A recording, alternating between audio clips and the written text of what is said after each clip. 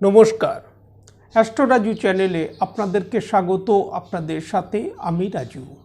আলোচনা করব 22শে জানুয়ারি থেকে 28শে জানুয়ারি এই সপ্তাহটি তুলা রাশির ওপর কী ধরনের প্রভাব আসতে পারে।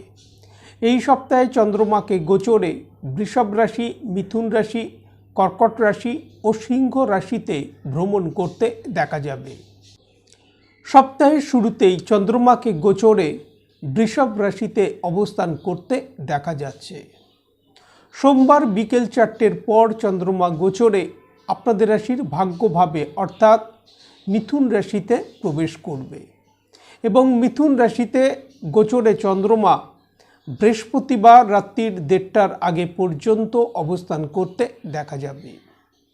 কর্মক্ষেত্র, ব্যবসায়িক ক্ষেত্র থেকে এই সময় লাভপ্রাপ্তি আসতে দেখা যাচ্ছে। ভাগ্যের সহায়তা এই সময় মিলতে দেখা যাবে, তবে জাতকের মধ্যে ক্রোধ, জেদ এগুলো বৃদ্ধি পেতে দেখা যাবে। এই সময় এই বিষয়ের ওপর নিয়ন্ত্রণ করে চলা উচিত। মানসিক একটা বিষণ্ণতা এই সময় মনের মধ্যে আসতে দেখা যেতে পারে। বৃহস্পতিবার রাত্রির 1:30টার পর চন্দ্রমা গোচরে আপনাদের রাশির দশমভাবে অর্থাৎ কর্কট রাশিতে প্রবেশ করবে এবং শনিবার দুপুর 1টার আগে পর্যন্ত চন্দ্রমাকে গোচরে কর্কট রাশিতেই অবস্থান করতে দেখা যাবে। ক্যারিয়ারের দিক থেকে এই সময় অগ্রগতি আসতে দেখা যাচ্ছে, তবে ফ্যামিলি লাইফের প্রতি এই সময় কিছুটা খেয়াল রাখা উচিত। মানসিক কিছু সমস্যা এই সময় বৃদ্ধি পেতে দেখা যেতে পারে। খরচের পরিমাণ কিছুটা বৃদ্ধি পেতে দেখা যাচ্ছে এই সময়।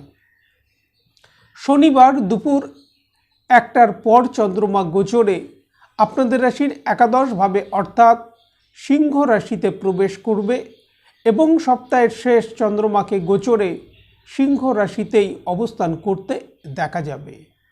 কর্মক্ষেত্রে এই সময় অগ্রগতি আসতে দেখা যাচ্ছে। কিছু লাভপ্রাপ্তি এই সময় আসতে দেখা যাবার সম্ভাবনা। জাতক তার নিজের বুদ্ধিমত্তার দ্বারা সমস্ত কাজকর্মের ক্ষেত্রে লাভপ্রাপ্তি নিয়ে আসতে পারে। এই সময় নেগেটিভ থিঙ্কিং এই সময় কিছুটা বৃদ্ধি পেতে দেখা যেতে পারে। এই বিষয়ে খেয়াল রাখা উচিত। ইনভেস্ট হতে দেখা যেতে পারে এই সময়। দাম্পত্য জীবন, প্রেম প্রণয়ের ক্ষেত্রে একটা স্বাভাবিক রেজাল্ট এই সময় আসতে দেখা যাচ্ছে।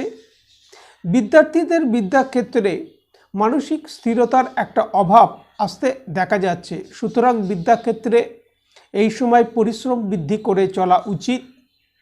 এই সময় হাই বিপি সংক্রান্ত সমস্যা, ইএনটি রিলেটেড প্রবলেম, ঘুমের সমস্যার প্রকোপ কিছুটা বৃদ্ধি পেতে দেখা যেতে পারে।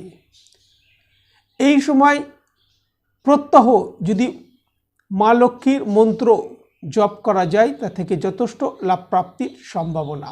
আজ এই পর্যন্ত। নমস্কার।